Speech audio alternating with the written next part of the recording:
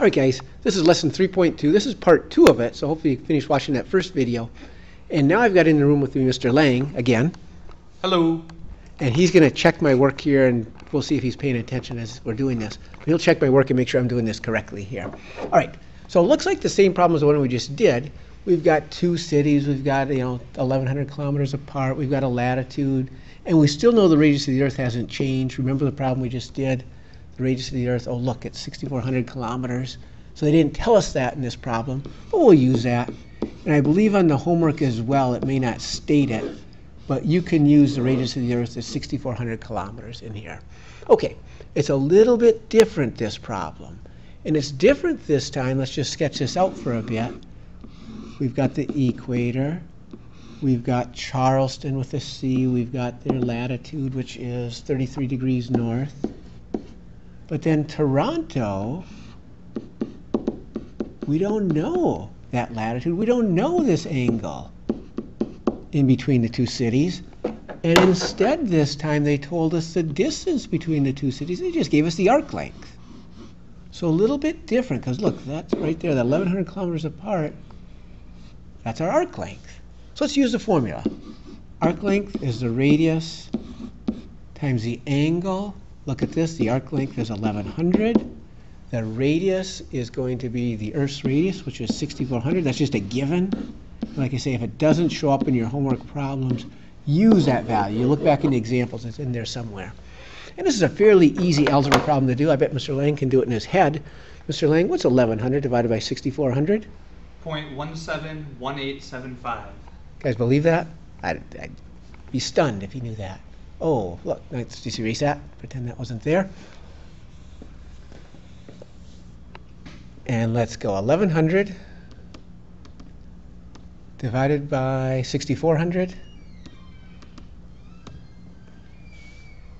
And look at that, 0.171875. So theta equals 0.171875. All right, hopefully you're looking at it thinking, God, that's kind of a small angle. And the thing you have to remember, anytime you use this formula, arc length is the radius times the angle, that angle is in radians. And so this answer right here is in radians. We don't put any units on it because if you don't put units, you meant radians. But at the same time, Charleston, they gave that to us in degrees. So it makes sense for latitudes to convert things to degrees. So let's multiply this by our conversion factor, 180 degrees over pi radians. And let's get this angle in degrees, because that 0.171875, that was radians. So take this times 180 divided by pi. And let's get a degree angle. Oh, look at that. 9.8 degrees is the angle in between these two cities. So theta equals 9.8 degrees. Okay, we're not quite done. We've just calculated this little angle right here is 9.8 degrees. You need to know a little bit of geography, and you need to know that Toronto is located north of Charleston, South Carolina, so this is really going upward when we're finding this angle. So since Charleston starts at 33, and you move 9.8 more degrees upward, we'll add on the 9.8, and I'm going to tell you Toronto's located at 42.8 degrees northern, and that's latitude. Is that correct? That is correct. All right.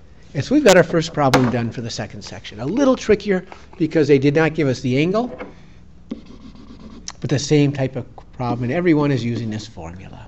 Okay, not too bad. Let's do another application. The next application for arc length are these wheel problems. They're kind of fun. So you've got a little wheel and a big wheel, and they're rotating. And if you think about it, we'll just try to draw this first. You've got a little wheel, and then next to it, kind of touching, you're going to have a larger wheel. And they're going to rotate. And if you think about it, let's say, a little arrow here. So as this wheel rotates around, it's going to cause the other wheel. You can kind of see they're going to rotate in opposite directions. You're going to cause the other wheel to rotate around. And the question comes up, which wheel rotates faster? Does the little wheel rotate faster or the big wheel rotate faster? Or questions like we have here. if the smaller wheel rotates through 75 degrees, how many degrees does the larger wheel go through? Would they go through the same number of degrees, or what's going to happen here?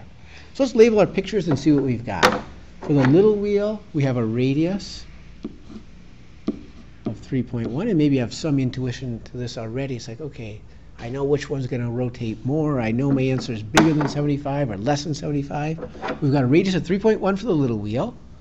The larger wheel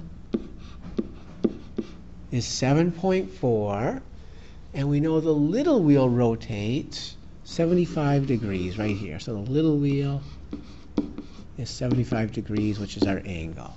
Okay, let's do the arc length. Let's do it for the little wheel.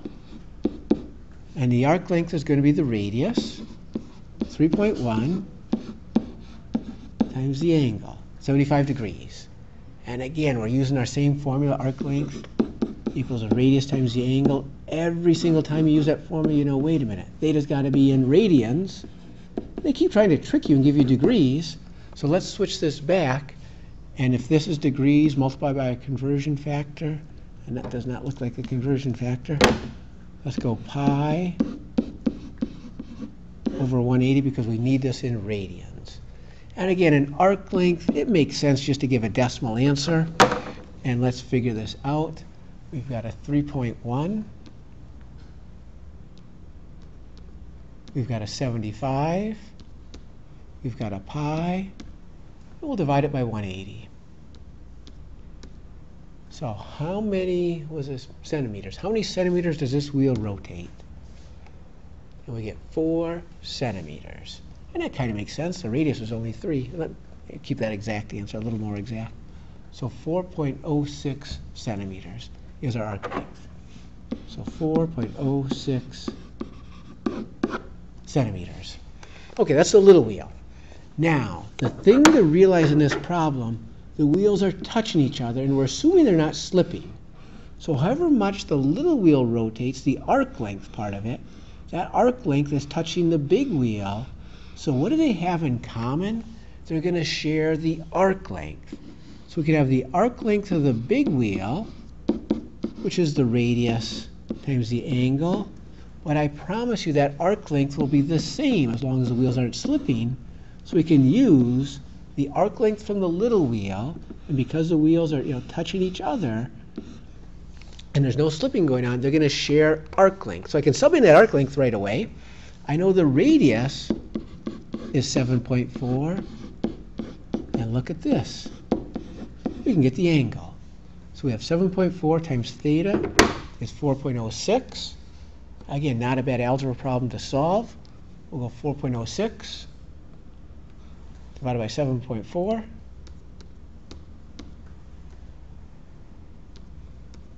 And here's the angle. Did you predict the big wheel is going through a bigger angle or a smaller angle? So 75 degrees for the little wheel. What's your prediction for the big wheel? 0.5 for an angle? 0.5486? That doesn't seem right. 0.54. And at this point, I'm not tricking you anymore. You know, wait, that's in radians. And since they started in degrees, we want to give our answer back in degrees. Look, they started here with degrees. Let's give it back in degrees. And how do you switch it into degrees? Multiply by 180 divided by pi. And in terms of degrees, this should make sense. Yeah, about 31 degrees. And hopefully your intuition would agree. The little wheel is not turning as fast as the big wheel. So the little wheel turns 75 degrees. The big wheel, 31 degrees. So theta equals 31 degrees. Okay, this next problem I'm going to skip for right now. It's a very tricky, complicated problem. It's going to come up on your homework.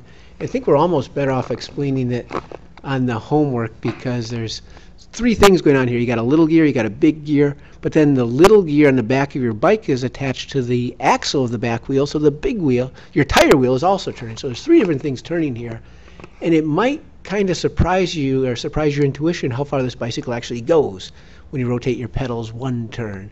So this one I'm going to leave. It shows up in the homework. We can get it as it shows up in your homework. Here is the very last idea, though, and this is a minor idea. The big idea was what we just did. Arc length is radius times the angle. A minor idea is a sector area. So you've got a circle, and instead of the area of a circle, what's the area of just one piece of it? So it's like a piece of pizza is what they're talking about. That's the sector. And the question is, what's the area of a sector? And again, we related the first one to circumference. So a circle, the area of a circle is pi r squared. And again, hopefully this new radian measure, you're looking anytime you see a pi now and you're thinking, wait, that's not a number anymore. Pi is like an angle. And you're hopefully thinking for a circle, there's 2 pi rotations in here. So it's like 2 pi. You can't just put a 2 in there without putting another 2 in here. And then you notice, wait, here's my full rotation. There's my rotation. The 2 pi is how much I rotated. And then so the rotation, so you look back at this form and say, oh, this makes sense. I've got an r squared, I've got a theta, and then look, however much I rotate gets thrown in here. So it's 1/2 r squared theta. Don't use this formula as much as the arc length one, but it's worth doing a problem. So find the area of a sector. They give you the radius, they give you the angle. Area is very nice and straightforward, 1/2. The radius squared, and again, let's put some units there. Let's pretend those are centimeters. So r squared, and our angle, good news, it's in radians. If it wasn't in radians, you'd convert it. And let's get this final answer. So we have 1/2. We've got the 59.8 squared, and we've got times 2 pi thirds. And here's our sector area, 3745 if we round it. And 3745, since it's area, that'd be centimeters squared. So, big ideas, you know the arc length, radius times the angle. Sector area is more of a minor idea, 1/2 r squared theta. And guys, that takes care of section 2. So 2 very nice applications where you actually want to use radians over degrees. And that completes our videos.